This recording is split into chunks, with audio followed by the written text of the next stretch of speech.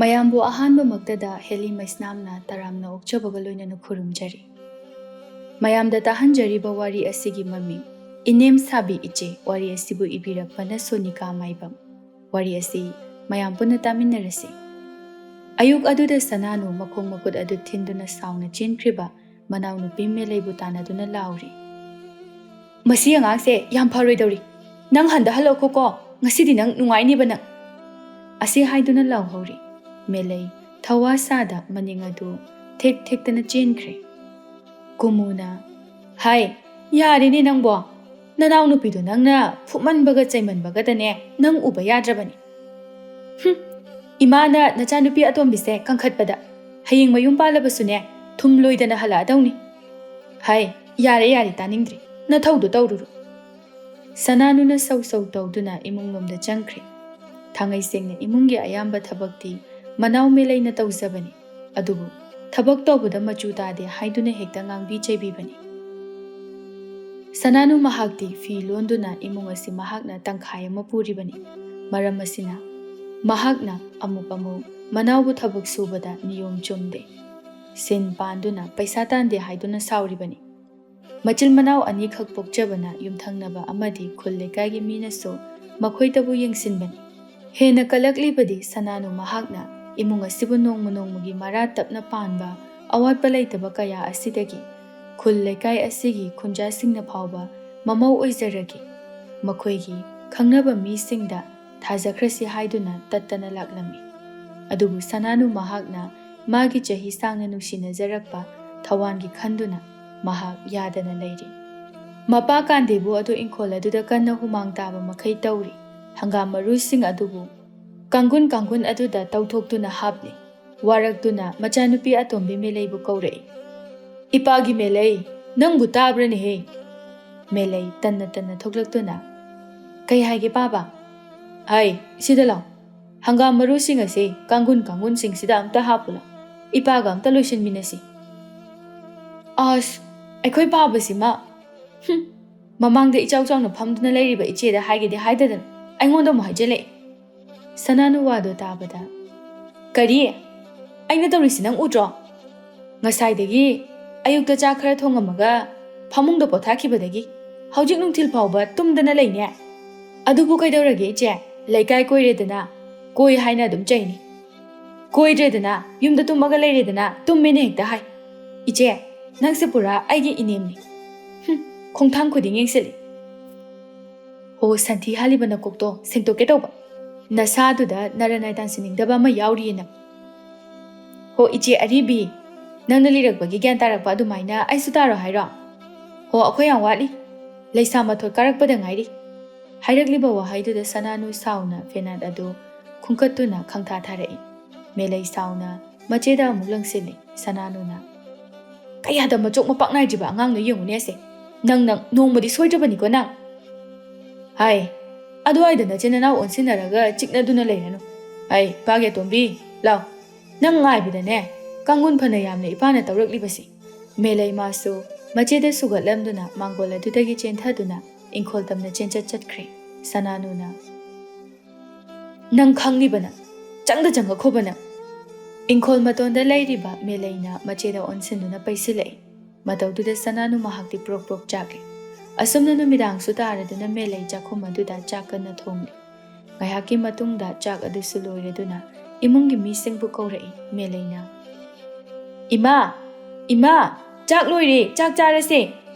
ꯃꯆꯥ ꯑꯇꯣꯝꯕꯤꯅ ꯆꯥꯛꯀꯤ ꯄꯥꯎ ꯍꯥꯏꯔꯛꯄꯗꯨꯗ ꯀꯨꯃꯨꯅ ꯍꯥꯏ ꯁꯅꯥꯅꯨ, ꯅꯅꯥꯎ ꯅꯨꯄꯤꯅ ꯆꯥꯛ ꯆꯥꯁꯦ ꯍꯥꯏꯔꯤꯁꯦ, ꯆꯥꯔꯨꯔꯁꯤ, ꯑꯗꯨꯒꯅꯦ ꯑꯃꯨꯛ ꯃꯈꯥꯗꯣ ꯇꯧꯔꯁꯤ꯫ ꯍꯣꯏ ꯏꯃꯥ ꯆꯪꯕꯤꯔꯝꯃꯣ, ꯑꯩ ꯆꯪꯉꯛꯑꯒꯦ꯫ ꯑꯣ ꯂꯥꯛꯑꯣ ꯂꯥꯛꯑꯣ, ꯁꯠ ꯂꯥꯛꯑꯣꯀꯣ, ꯏꯪꯈꯤꯅꯤ, ꯊꯤꯕ ꯂꯣꯏꯔꯝꯃꯅꯤ꯫ ꯑꯁꯤ ꯍꯥꯏꯗꯨꯅ ꯉꯥꯡꯗꯨꯅ ꯆꯪꯈ꯭ꯔꯦ꯫ ꯉꯥꯏꯍꯥꯛ ꯑꯁꯨꯝ ꯆꯥꯛꯂꯨꯛ ꯃꯄꯥꯟꯗꯨꯗ ꯐꯝꯗꯨꯅ ꯉꯥꯏꯔꯝꯃꯤ꯫ ꯆꯪꯃꯜꯂꯛꯇꯕ ꯑꯗꯨꯗ ꯃꯦꯂꯩ ꯁꯞꯇ꯭ꯔ ꯑꯃꯒ ꯂꯣꯏꯅꯅ ꯏꯆꯦ, ꯍꯣ ꯏꯆꯦ ꯇꯥꯕ꯭ꯔꯣ? ꯆꯥꯛꯁꯤꯗꯗꯤ ꯑꯝꯇ ꯆꯥꯁꯤꯕ? ꯅꯪ ꯆꯥꯗ꯭ꯔꯕꯅꯤꯅ ꯑꯇꯩꯁꯤꯁꯨ ꯎꯆꯨꯛꯇꯧꯅ ꯌꯨꯡꯉꯒ ꯂꯩꯔꯤ꯫ ꯑꯩꯗꯤ ꯆꯥꯛ ꯂꯥꯝꯕꯅ ꯄꯨꯛꯀꯥꯁꯦ ꯇꯠꯂꯦ ꯍꯥꯏꯕ꯫ ꯑꯁꯨꯝꯅ ꯃꯅꯥꯎꯅꯨꯄꯤꯅ ꯂꯥꯎꯔꯛꯄ ꯑꯗꯨꯗ ꯁꯅꯥꯅꯨ ꯁꯧ ꯁꯧ ꯂꯥꯎꯅ ꯆꯪꯂꯛꯏ꯫ ꯅꯣꯏ ꯆꯥꯎ ꯌꯥꯗ꯭ꯔꯣ? ꯑꯁꯤ ꯐꯤꯁꯦ ꯍꯌꯦꯡ ꯄꯤꯗꯣꯏꯅꯤ, ꯃꯤ ꯂꯨꯍꯣꯡꯕꯒꯤ ꯁꯤꯡꯉꯝꯃꯤꯅꯤ꯫ ꯃꯄꯥꯜ ꯇꯪꯈꯥꯏꯁꯤꯃ ꯐꯥꯎꯕ ꯂꯣꯏꯁꯤꯟꯗ꯭ꯔꯤ꯫ ꯑꯩꯈꯣꯏꯒꯤ ꯃꯤꯁꯤꯡꯁꯦ ꯆꯥꯛꯁꯤꯗ ꯂꯥꯏꯅꯤꯡ ꯑꯣꯏ꯫ Asi haiduna isau langduna chak adubu chari melaina. Iche, chaningdradi charoi haibu yadro. Changaktabida mi walaga leidoi saro. Hai, yare yare, ngangnaranu, chak se char. Asumna chak tu tokli. Chak hek tokpaga sananu hawatuna chatke tawi. Melai, nang hauraroi matagumna. Iche, nang sunu midang chabagi sidi ibani loishinminaba yabani. Kariba hozikida. Kon se phengminna se haiba. Taurodana adudi nangso, aina tauri mayam se. Onthoknare se ibani. Iche ga aiga thabak suba chamani. Aina imungi thabak tobagi sel phangde haibagi wani. Wabadi chamani. Ho ado aina tauri mayam se nang tauro. Lekagi senthang hunba. Imungi chana thaknanaba. Firo leiriba mayam nang loi tauro. Aikhoidine. Imungi thabak se loina hairaba. Aduna ni taudribado. Hairamani soidre. Iche na kangsoi thongbada thum anirak thakpa. Iche na ineboka sadana wa mungangai. Macha anigi mataw aduda mama kumuna. Hai, yare yare lepo. Atombi nangna angang. Nachedane adumaina khungana.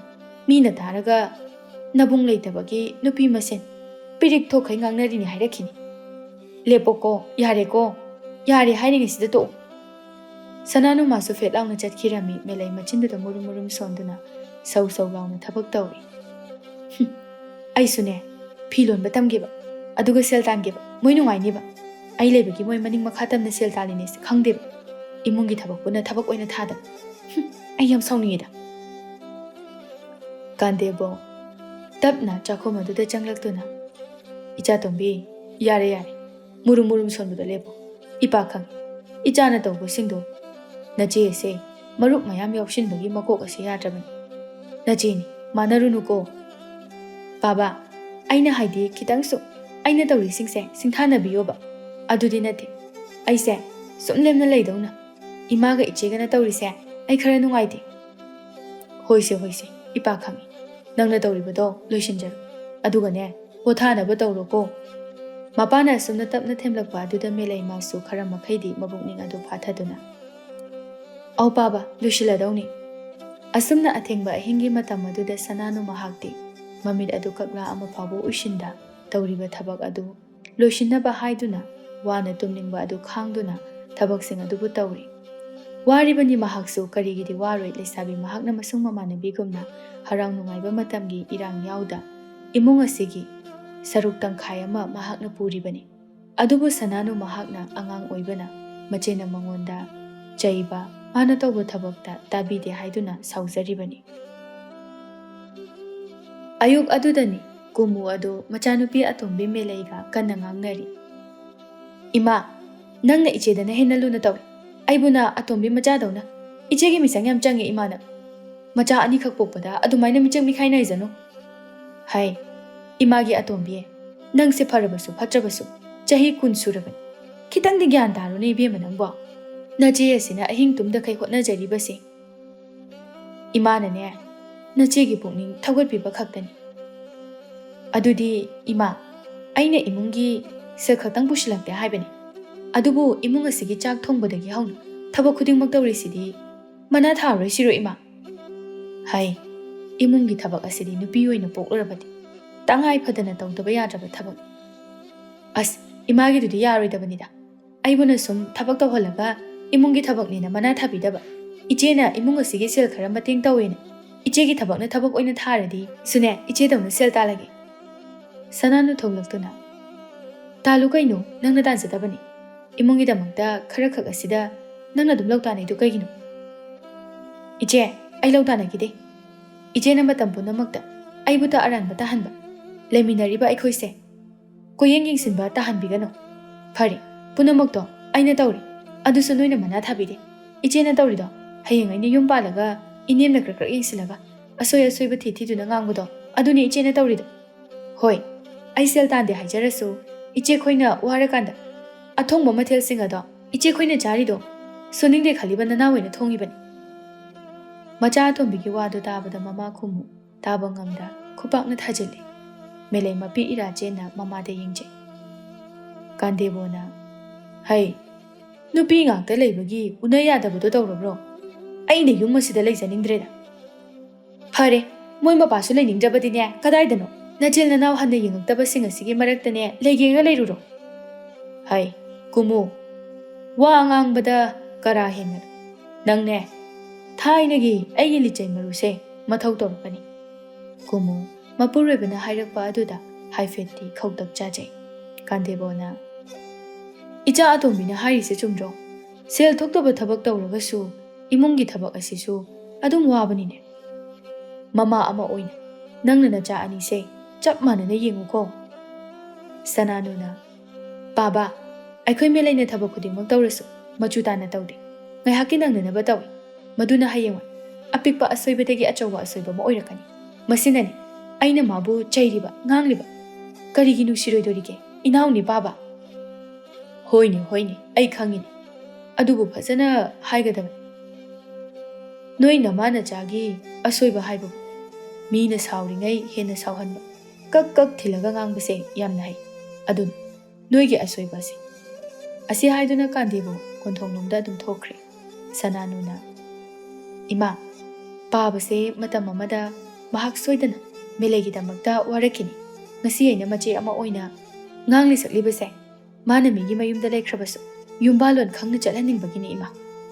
Adubu makhoi pumnamakna nacha aise Enem Sabi Eche haina khanbiri. Ima manawbu nungsiba ngamdaba amagumna ubiri. Asi haiduna Sananusu kapjari. Imagi bema ima khangini he. Napa pamlibase ima ichana tawbiribase masida nanawgi punsida kayamuk kaitharakpa haibado napado khanghalasi. Ichane wangla kanko ngasidagi nungthilgi matamni melaimaga khangnajaba thawanga khulgi laitana phugaina satba mafam aduda unari. Khaidorage ngasi suksuk doisiba khoidause khara sauningba adugini. Kari muktorage haise Imaga ichegana aise suknung nungsibidi. Aingonda yamga aina tawba thabakse moi phajana singthanabidi. Adugibu nangna sauriba. Nangna soiba ma yaramgani. Ta thawan su moigi mi changchangiro. Yan ibani kainarasi. Karinone mata amanine magi fananaba haibiraga aingonda monsile. Chalasi thengi. Hoi chalasi. Numit adugi numidangni Sananu mapala aduda famduna kanna fising adubu loli kumuna. Imagi bema nangbu sayunbaga unadrabro. Unadreda ima masu imungdu mapujabanina ibani kaya unadre. Asangba kanda malak janida. Aisu kem hairudre ima. Imasi karigumba amadi hainingbani. Sayunbabu nungsidabadi nati adubu Nabani maksi waredo. Masu pakhangoina warakpado. Nupi thirabasu khara ina khunba haibado phangjadri. Nangsu mangai. Awaba nabani oina isorsina hek pungba semi tawrisi. Ima sildi talaga phangi. Adubu nungsiba asidi leiba phangde. Ta sayonbana aibu nungsibibase. Sigumna kanagumba amatana aibu nungsiraro ima. Phare. Ichagi wakhalna adu phawba yaurabadi Ima kari hairuni. Ima nacha aikhoina pambadi aikhoidi ningol ngakta pokpanina aikhoigi ipuroibana nakhoibu mama mapagumna khanbiba nacha aikhoina su leiramniba inem ikuado hek pukbiba ima babani haina khanjaba masi khaktani. Machagi phajaraba wahaiduda kumu ngaside mamitagi mapi ira chena machabu yengje. Pharisi imane nangidi karisu khaludi. Nanaw nupisi khanbada imase warabani. Ima aikhoi meleigidi kaisu khalunuda. Mana mangaw thirasu thawando wakhal yam tabani. Mana maya adum ngamnanaba senajani. Asumna thenglaba ahing aduda mama macha anidu awanungai wari sanaduna thabak adusu makha chathari. Numit adusu haukiduna mathangi numit adusu lakli. Sananu mahak fising adubu lonba loiraduna fising adubu thinba lakpagi lambidani. Manaw nupiga khangnajaba thawansu matang chana hek thengnarami. Thawan asi thangnaba khuldagi oirabasu ayama matamda mahaki karbargidamakta melei khoigi khulda namna leibani. Thawanna mache Sananubu ubada ikoi koidana kauzarai. Iche kai chaluino. Haima Thawan nangdi sida kaidoramiba Iche, sida lalo litik tauba khambado, ma unaba la'ambani. Ado, iche bo kaida chatlubano. Tu, sigi pi aronbe singse, podyun bising de pi ke haiduna lakpani. Ado iche, melay dubu yam thina taubirabo. Mana engonda wakat pada ai khang lakpo gamdrabani. Haima, mana di kai hariba. Kaiso henba budi haiba nateda. Imungi oiba wa kharasum hairakpani. Imaga ichega na mado atum ubaga ngang. Mana tauba thabakta singthana de haidana. Sananu haipet manawbu sauzai adubu uthokta. As, aikhoi melay do, aikhoina atombi oibagi luna taumanbagi ma yadrabani. Pabana su amuktoiba magi mijangdani. Phare phare thawan, iche su poyon bising do unaba nang hauraroi. Amuk matung hek thengnasiko, ngasigidi iche khara halamage. Hoi je, sananu na chakibadu thawan mahak muna yenghawi wakhaldasu khali asumna. As, manaw nupi miron wat piru thengna jengayda. Machi se thengna ramadiko. Asi haiduna masu mana lakliba thabak aduda amuk mai unsinduna chatkri. Sananu mahaksu potsing adu piramduna yamna thuna mayum damna laklami. Mayum yaurabada mahak yamna sauna manaw nupi sananu bo tana naba haiduna kauri. Kumu mahaksu machanupi sananu na yamna kanna sauba aduda pakhatna chenthorei. Hai, bema, kaidorage nangbo? Phi thinba chakraga yamna sauna halakliba bo. Ima, aikhoi me leidi. Magi phamungda hi phawbani ni he. Sananu amukasu sauna. Melay, thorola. Melay masu machena hanjin kaubaduda taraduna thoglai. Kai haige je. Nang thawanda kai hai. Kaisu haidena. Nachindu thigano, sasat hairo. Aina nangona matam chuppada. Imungi oiba wase nangka khangnaba mida tamgono haiba natro. Aikhoidi ningwang ngakta pokpanina. Mina khitata usitkiroi haiba natro. Kaidorage je do. Aigi nungaitabado mangonda tamjabani. Phare phare. Adudi ngasi nangonda iche wa ma haiki. Nupaduna nangse lobi jaka. Ngahaki khangnaramba putsi khongloi oigi khalamjabadi kamdoba. Lawni khangbaini harido. Asi hairamduna fet lauduna imungnomda changkre. Imagi sananu hairuran nanause aikhoina haibada yararo. Mana thokpa tawjarasan. Nangna phana hairasu lawgadaba mana lawdraga. Imung asida khatnaba chainaba natana karisu thoklaroi. Ima, haying kona phalakdradi aikhoigi chinthakta tarani. Adubu haiba yadaba nanaw nupi ase mana chumme khana thangliba khongthang asina kaitharakpa kanda masada awaba lakhegani. Madutadane ma khangjarasanu imagi bema to asikanade. Sananu mamana adumna hairakpa adudadi mahak ngasidagi wa amata manawgi mafamda phai natraga fatte haibasi hairaroi haina khankre. Melay phamung aduda hiptuna sauna kabi. Maga khangnajaba thawan mangondasu warawi. Aina mangonda aigi nungaitabada tamaka mana hekta tamthori. Asumna numit adu haukre mathangi numini nungthilgi matamni. Sayonba amadi sananu ukhong adugi makhada famduna wari sanari. Nangbu kamai tawrige. Ibani su phasana su unakhidre tawrise. Nangbu ana ai yaudabro. Sananu haifet noglap tawraga. Yaudeda ta sayonbadi. Aishu kaisubudi tawdi. Ado ibani kamai tawse haino chahi su yasilakdri. Chahi ani ahum tangdi ngaikho. Aigi marup ama yauri. Adudamta loisimkige. Aduga hongasi. Melay kamdori. Mabu mangaw thibadubu khara halabo. Kaidenoda. Manabu ngangnaba yai haibra. Pharisi numisisu laisilai.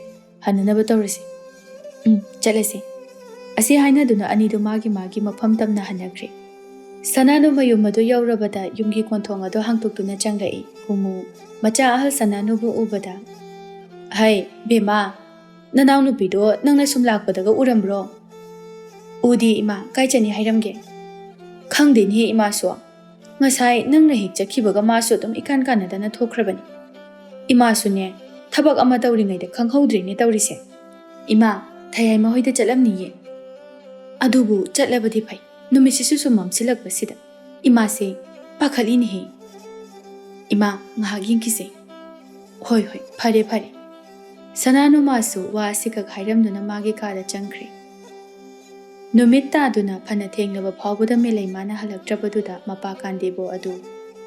Hai, mama, Nachanupi atomido amta chalaga hanguchone lakmandrene nangbo. Saurasu hek themaga pubiro. Hoi makhoi mapa. Asi haiduna macha sananubu kaujai. Sananu masu thoglaktuna. Thayai makhoigi mayum tamna laklami. Yaurabada changlaktuna hangi adubu thayai mamanadi khangde hairagli. Thayai magi mama tharikna. Iche sauna khibro. Sauna baga oirabadi melaido chelamani iche. Kumu kaisu khumde adubu. Kumdabadi yadabanina. Khangdrida tharik ibema. Hayeng no ngalaga khangba haibaduni. Phare phare ekhoi chalage ko. Asumna no ngalakpa aduda laikai adugi khunja sing ayamba melai chenkre haiduna. Mahai mahai kumugi yum tamna hangba laklami. Kwak leina. Iche aidine ta kandibugi machanupi chele haibado sananu oiraboi khaluri. Ma oiradi phari khalibani. Chahi su yare haidana. Ha, khangdre kari haigadaban. Iche mache kantho maga mana oina chakhrine tawrise. Asi haiduna lakliba misingdu wawa noi. Ngaihaki matungda ahal khara laktuna pau halamlaba matungda numit aduda luhongbagi matamsu lepnakre. Melai mahaksu cheluba kaubana kuina mayumda sumlaiba asi kullekagi misingna mabu phana hainabiroi haiba khangi. Aduna kuina phadoknaragadi asoiba lakani khanduna athuba matamda luhongnaba haiduna imungani yanaduna silami. Marak asida thawan madi asuki matik marai tauri ayamba matamda unasi haiduna kauthoplaga arembada ningai sangdanaba marai ayamba matamda taurami. Adubu mahakna nupi oirubana matam pumnamakta phathajai. Thawan asi mahausadagi su mamit khara yamlakpa nupi yamna koirakpa oibana phajaba chungphiral chaba nupi amata uba yade. Mahakna nungsi kai hauba hujiluba ngaktani pumnamak asi melai mahakna khangsadabana thawan mabudi thamoi sengna nungsijabani. Nupa mana marai fana taurabasu nupi adu cheluba kaubanina upai laitana mahak luhongbadu yarami. Asumna tha khara asida nupi nupa anidu phana ningai sangdanarabasu punsilai pulasibu semduna ningol mahaksu pumnamakpu thadoktuna mapuroibagi yumda ningol magidi asengma yumni amadi punsigi mongphamsu mafam asida oigani haiduna khalladuna lakhibani adubu mana asuk laibak thina tambiramliba. Thawan madi magi nupi melaigi ikhan khandabida ayamba matamda yuda thaktuna ahing athengbada halaktuna nupi mabu otpi naibirami. Manem amadi maku ani adunasu machana tawriba thabak adu phatte haiba wahai asi nongmata hairamde. Ayuk aduda melai mahak adu mangol wai taiduna lairambani. Thawan mahaksu haugalai. Ayuk aduda nura chapu adu thangdoktuna thammi haiduna melaibu chapu aduda yauriba phatraba ising aduna mathak aduda khangai hejilai. Melai khangpre khangna ai kai soikrigi ta thawan aina hogalaga nangna nura chapu thangdo mise kai ha nang aibu usidiro asi haiduna phudarei. Melai chaina adubu khangba ngamda mapuroiba mahaki makhong aduda tuduna phubidanaba haijarami. Hai aingondaga ngakpiyu harakan nayumda tawriba sajatuga sida laaga nangse mau aphabini siro.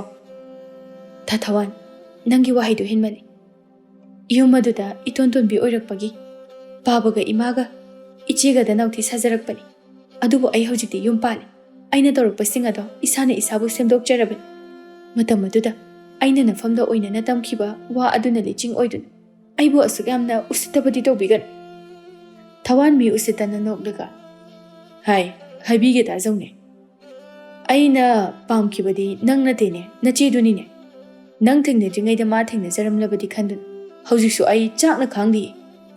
Melai taba ngamda Thawan atuk yamna machok mapak naidaba nangi nupigi mache amabu hik pokminaba nache amagumna uba ngamdaba tuguchai. Kariba hojikida aibu tuguchaiba asi haidana amukasu thajilai. Hoi aina nang nusiba natene masi nang khangdra male nangondagidi nachena yamna heli masak phajab mahausadagi aidi nang pamaktene nang leirasu aidi nupi masing khangdana lungani. Asi hairamduna sauna thokri.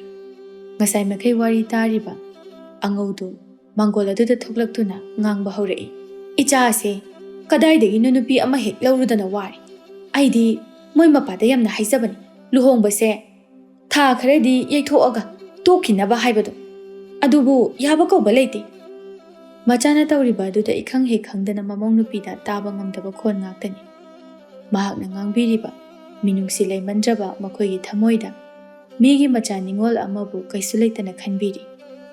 Taibang mapu mahaknasu soidana wayelakadra hanglakhigadra makhoigi mafamdasu awaba haibadu. Melai masu phana thina mapuroiba amadi manemna otlabasu wana khangjari. Ningsingi matam amada mache amadi mamana takpikhiba adu khankri magi wakhaldasu mahakna ngamliba makhaidi mahak khangdagi haina khankri. Oiningkhibani aroiba punsi adusu mapuroibagi yum asida. Thawan pukri mapal aduda layonga unari layona. Ta Thawan, nang aise kayam nungsi. Thawan kadar tawi. Nungsina, karigi nungsiroidoinu. Aseng bayrane. Mane. Ado ibani karam kanda luhongsi hainu. Ta Thawan, kharalaki sida aduga hongsi. Tauri mata nupa masu. Khangdabani nupi manasu nupa magi saglon. Adubu khangkide nupa mahaknasu nupi magi aronba wari. Numidang aduda melai mahak adu wana chak thongli. Sing adusu ising choklubana may adusu chaklamde. Adubu wana mahak chak adu thongli. Angaw prap changlaktuna. Hai, kari insang lo? Ima, saugri thongjile. Kari?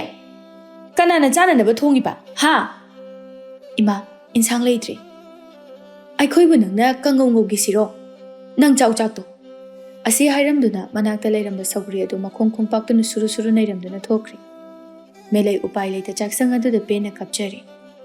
Ahinga thengba aduda Thawan adu yu taptaba makhai ngauduna lauduna changlai. Melai masu ahinga adu tumdaba makhai fi adu londuna laizabani. Mapuroiba lakpa aduda tapna hokalaktuna changlai.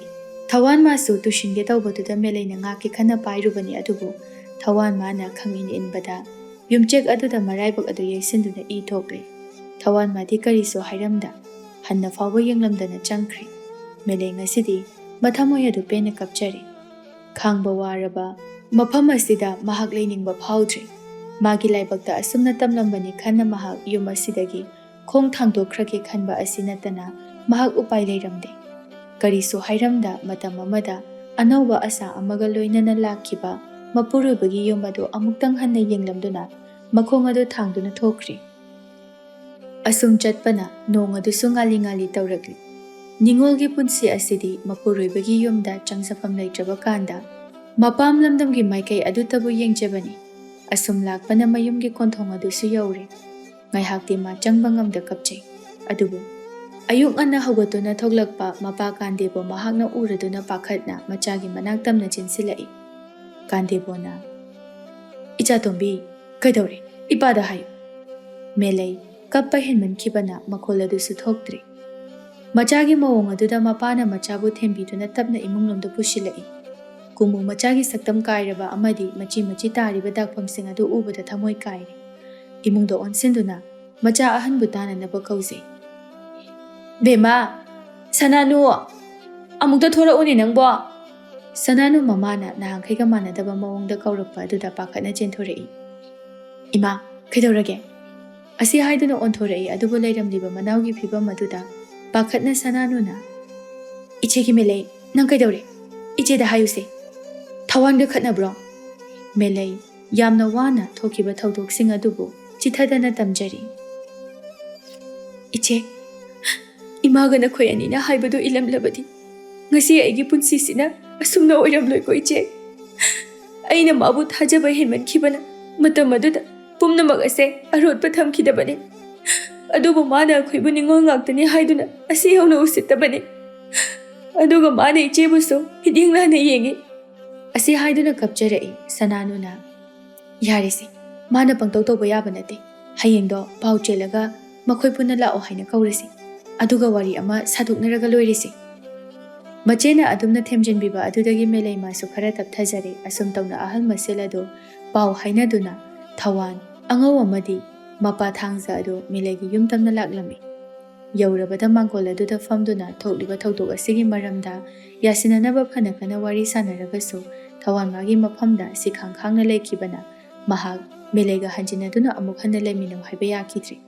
ꯃꯄꯨꯔꯣꯏꯕꯒꯤ ꯑꯗꯨꯒꯨꯝꯂꯕ ꯊꯧꯑꯣꯡ ꯑꯗꯨꯗ ꯉꯁꯤꯗꯤ ꯃꯦꯂꯩ ꯃꯍꯥꯛ ꯄꯦꯟꯗꯕꯅ ꯃꯁꯥ ꯑꯗꯨ ꯌꯣꯝꯈꯤꯗꯨꯅ ꯑꯍꯜꯁꯤꯡ ꯑꯗꯨ ꯂꯩꯔꯕꯁꯨ ꯈꯪꯆꯦꯟ ꯆꯦꯟꯗꯨꯅ ꯃꯄꯥ ꯑꯣꯏꯔꯞ ꯂꯦꯞꯇꯨꯅ ꯊꯋꯥꯟꯒꯤ ꯐꯨꯔꯤꯠꯀꯤ ꯉꯛꯁꯝꯋꯥꯏ ꯑꯗꯨꯗ ꯈꯪꯄꯥꯏ ꯄꯥꯏꯁꯤꯟꯗꯨꯅ ꯃꯃꯤꯠ ꯑꯗꯨꯁꯨ ꯄꯤꯇꯅ ꯊꯟ ꯉꯥꯡꯅ ꯌꯦꯡꯗꯨꯅ ꯃꯌꯥ ꯀ꯭ꯔꯛ ꯀ꯭ꯔꯛ ꯆꯤꯛꯄ ꯃꯈꯩ ꯉꯁꯤ ꯅꯪꯅ ꯑꯩꯒꯤ ꯏꯐꯝꯗ ꯇꯧꯔꯤꯕꯁꯤꯡ ꯑꯁꯤꯒꯤ ꯃꯇꯤꯛ ꯆꯥꯕ ꯅꯔꯥ ꯅꯪ ꯆꯞ ꯆꯥꯅ ꯐꯪꯕ ꯑꯣꯏ ngasi nangna aigi punsida mau halakpi amagi mingthol pibiduna siraba phawbada mainungda leiraba phawbada koklaroi dakpham ama nangna aigi ifamda piri ngasi gi chapchaba nangsu khangakani nahak nupani nupi masing khangdana thiraga makhoi singa do ngasi aina phangniba dakpham asidagi saruk ama hena phangba oyo amuktang munna yenglamduna machina du chiksenduna mapi adu su lepa laita taduna imunglomda changsinkhre Manaugi matau aduda sananu mahaksu pantharamda changkhri thawan madi kaisu khomde kandebona isen kaidoruni angangsing asinasu si yongna yajabanina mabani gisu aroiba lei madi chingbirasidu angawna taboktuna au dada adumaine hekta tawrisi kumu madi kaisu khomde asumna ahalsingna yanaduna thawana madi melegi warisu Aroiba haiba lai aduna mahut sinduna khainakhre tha khara hauzinkhre thawan mana takman badagi layon mas thawan gi tung induna chelaklami angau madi mamau nupi lakpadura harau harau mama bukok sinjai asumna layon gi yumda thawan gi ahalaman sing adu pawhan ba chatlubani adubu onthokpa laibak amada thangja do makok tu paiduna changlaklami angau mapuroi bagi mataw aduda pakhatna makhoi mapa kaidore pawhan ba chakhraga aduk yamna sakham kaina halakli basibo Thangza magi nupida haifet yengduna mama nacha nupana matam amada imau ahal meleida tawkiba sing amadi nangna aina utkiba thawong adugi laman ngasidi aikhogi ifamda su halakleni he nacha amadi nangna yamna pamjariba namau atombi se mahakti nupi oiramdreni he nupi oirabasu kaithel thumbi leiriba nupi oibi sing asidagi hena tongan tarib masagi lamchat puluk maida haptuna yonbi adugumlaba nupi ama oiramleni he Hairakliba mapuroibagi waduda angau mahakti walang amata ngangda ayengba amada yengduna laikri mama amadi mapana sanariba wadu tabada thawan masu imungda onsinduna layon butana naba kauri layon su tapna makok adu khumduna thoklakpani he asengbadu hai nahak maura laisabira kaino ta thawan aibo hana masa khangbidrabra joiraba namit aduna phasana yenghaudrabra ngasi inongnona amu hangai sibo Karigi, nang na ingon da minam do na lakliba. Ta thawan di ingon da pakhang saraga koi da bra. Hairakliba wadu da thawan asawba pathaba ngam hauda layon gi mamai du da kupak na thajile. Nang yam thura yum base thatok tu na chakro. Layon masu thathagi nupi amadi na tabana sauna yengduna. Chakki ke kaino. Nangon dagi henba kaya amani. Layon agi kukapi sina kapada jara jara turak toise. Thawan mamit adongang sangang na amuka kupak aduna thagi tawi adubu. Layon mana khangpa phaduna yamni hinjin bagi mawong di torkano nangna punsida lukha kumda tagi tani asi hairamduna sauna chatkri ahingi matamni thawan magi haukraba punsigi asengba nungsikhiba magi nupi ahan me leibu ningsing jaduna ukhongten aduda hidak ngauduna famli ningsingda imatam amada melai mana chakna hairamba wahai sing adu ngasidi phangli chaina adusu nupi magi maphamda haidoki tablapna jinbal thongdagi Melai, ngasidi na famda nara layruba aise. Ningamdabagi may satana isa pumba tangkoy gumna chakli. Nahak na ningamdada ifamda hayramba sabado. Ngasidi ay tungli. Asi haydo na nupana tadaw na kabli. Maral na mapot pado na tawan magi punsi aduda. Lukha ko maduda tado na wana mapunsi adu lenki. Adubu nupi mahakti. Mapuroy ba amadi manem mapu makoy mapamda lalo dabana. Laibak phabi amagumna hotnaba lepta mapamlamda maduda nungaiba punsi marel amada mache mama mapa anigi nungsiba mityeng makhada nungaina siba ngaiduna lenki